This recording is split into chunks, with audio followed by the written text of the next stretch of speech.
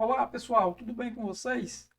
Me chamo Breno Azevedo, sou engenheiro civil e estamos aqui dando continuidade ao nosso mini curso de EBERIC.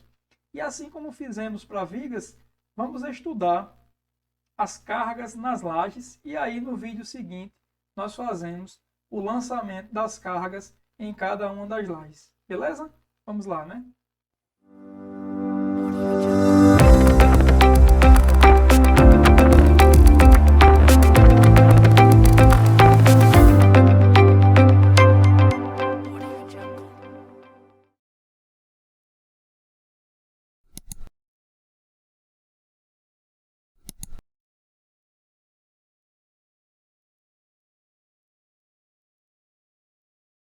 Então, pessoal, da mesma forma que as vigas, as lajes também são elementos estruturais que recebem cargas, né? E ela tem o seu peso próprio, da mesma forma que as vigas, também calculado pelo EBERIC.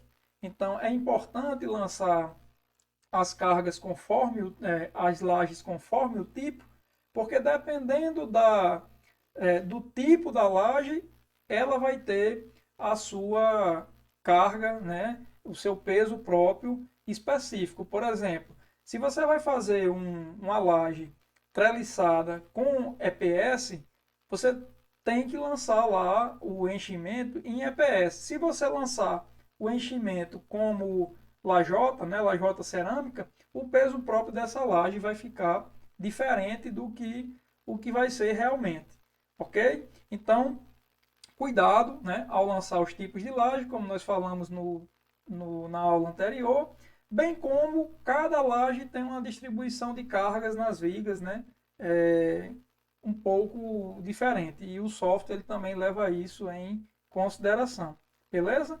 Nas lajes nós também podemos ter peso de alvenarias e os revestimentos das alvenarias, bem como outros tipos de divisória. O esquema de calcular essas cargas nós já vimos para vigas e nós vamos mostrar no vídeo posterior como lança cargas lineares em vigas, certo? E nas lajes tem também a ação das cargas acidentais. E nas vigas, geralmente, elas chegam por reação das cargas nas lajes. Mas as lajes, como são os elementos planos, onde ficam pessoas, móveis e etc., nós temos que lançar as cargas acidentais que são definidas lá na 6120 de 2019. Beleza?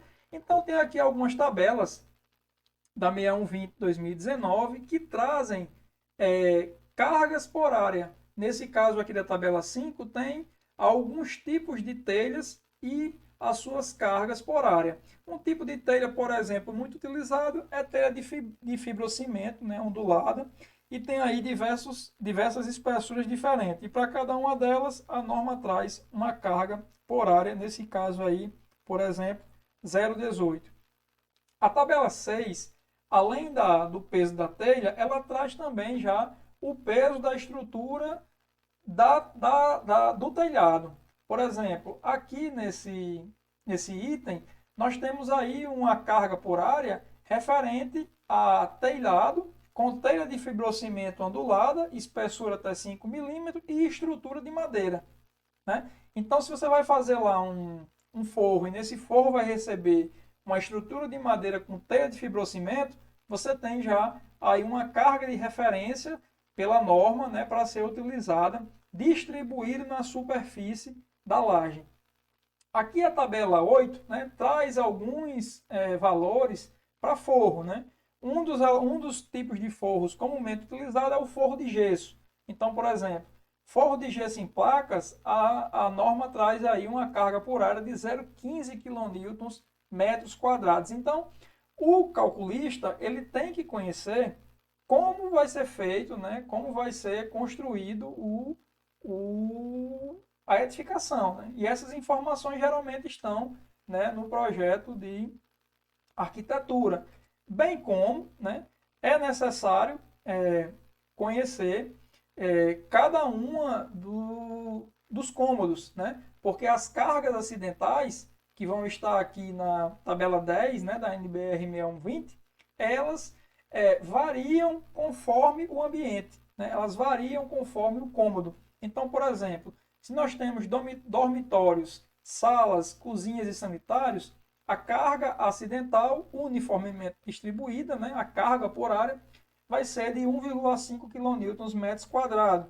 Se, por exemplo, nós temos aí um ambiente de dispensa, área de serviço, lavanderia, essa carga é um pouco maior. Nós teremos já uma carga de 2 kN/m². E aqui tem outros ambientes. Por exemplo, se você tem um forro, né, uma laje de forro, aonde você não tem essa laje, ela só é disponível para manutenção, ou seja, não tem acesso de pessoas para encontros, lazer, né, alguma coisa do tipo. É apenas para manutenção. Aí nós temos aqui uma carga acidental, né, a ser lançada de 0,1 kN/m². E aqui também corredores, né? Corredores, se for dentro do apartamento ou dentro da casa, né?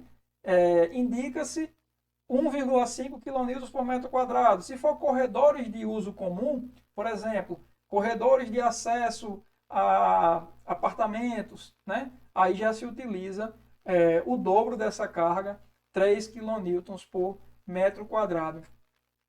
Continuando ainda na tabela 10, né, temos aqui outros elementos que geralmente são utilizados, escadas e passarelas. Né? Então, escadas, se forem internas, né, à edificação, por exemplo, você tem uma casa aí de primeiro andar, né? Essa casa tem uma escada, então você usa uma carga acidental de 2,5 kN/m². Se você vai fazer, que é o nosso caso aqui, né? É um prédio e essa escada é de uso comum, nós utilizamos já uma carga um pouco maior, que é aí de 3 kN/m². E ainda aqui dando continuidade, aqui na tabela 10, o nosso apartamento aí de base, né? De exemplo, ela tem uma varanda, né? Tem uma sacadazinha pequena, e aí essas varandas, para fins residenciais, a carga uniformemente distribuída acidental é de 2,5 kN/m². Se fosse uma edificação comercial, né, um prédio de escritórios, essa carga aí já seria de 3 kN. E se for uma sacada, né, com acesso ao público, por exemplo, de hotéis, hospitais, né, aí a carga também já é um pouco maior, valores de referência, né, da norma 6120/2019. Essa tabela é bem maior, tem vários outros tipos de uso. Né? Eu trouxe aqui basicamente o que interessa para a gente, já que estamos trabalhando com edificação residencial. E para calcular a carga permanente, né, das lajes, é importante também, né, o engenheiro calculista ele tem que conhecer a composição dos pisos, né, porque conforme o piso é composto, nós teremos aí cargas diferentes. Vamos lá, um exemplo. Nós temos aqui a laje que vai ser utilizada. A laje a gente não se preocupa, como nós falamos, o peso próprio é levantado pelo próprio software, né, pelo próprio EBERIC. Quando a gente faz o dimensionamento de laje manual, a gente tem que saber o tipo da laje também, né? E pegar um peso próprio de referência, né? Ou calcular o peso próprio de referência da laje. Nesse caso, o EBERIC já faz esse levantamento.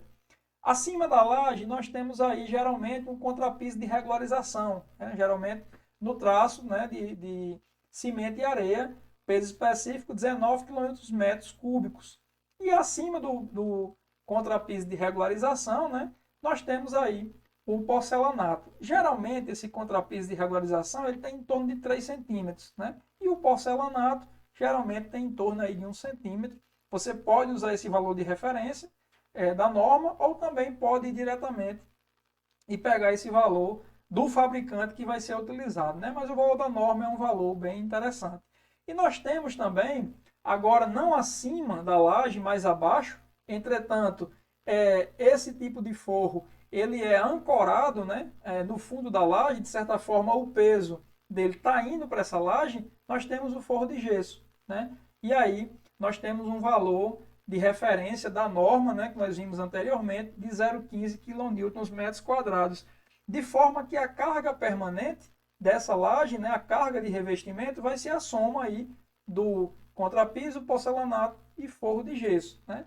E para encontrar essas cargas por área, simplesmente multiplicamos, né, as espessuras dos pisos, né, pelos pesos específicos. Então, aqui, por exemplo, nós temos aqui o contrapiso de 3 centímetros, multiplicado pelo seu peso específico de 19, mais, né, o porcelanato, que nós arbitramos aí, né, geralmente é em torno de 1 centímetro, né, a altura do porcelanato, vezes 23, que é o seu peso específico, nós chegamos aí a uma carga por área de 0,8, né? E como o gesso ele já foi dado em carga por área, a gente soma a carga por área do piso, né, de 0,8 com a carga por área do forro de gesso de 0,15. E chegamos aí uma carga por área nessas lajes, né, de 0,95 kN/m², podemos arredondar aí para 1 kN, né?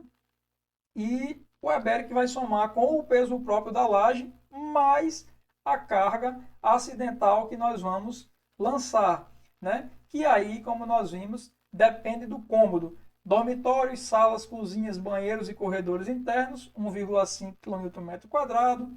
Dispensa, área de serviço, lavanderia, 2 kN. Corredor de uso comum, 2 kN. Escadas internas e varandas, 2,5 kN. Escadas de uso comum, 3. E forro acessível para manutenção, 0,1. Geralmente, os ambientes que teremos aí na nossa edificação serão basicamente esses, beleza? Então, pessoal, ficamos por aqui nesse vídeo. Nos acompanhe no próximo, né? Nós vamos lançar essas cargas e é importante lançar de forma correta para que a gente obtenha o melhor projeto, né, possível. Dúvidas ou sugestões, deixamos aí os nossos canais de comunicação, né? Meu Instagram, e-mail, você pode falar diretamente aí pelo chat do YouTube. E se gostou, né, compartilha, segue o canal, divulgue, que dessa forma o YouTube vai deixar a informação mais facilmente disponível, né, de ser localizado. Beleza, pessoal? Então até mais, até o próximo vídeo.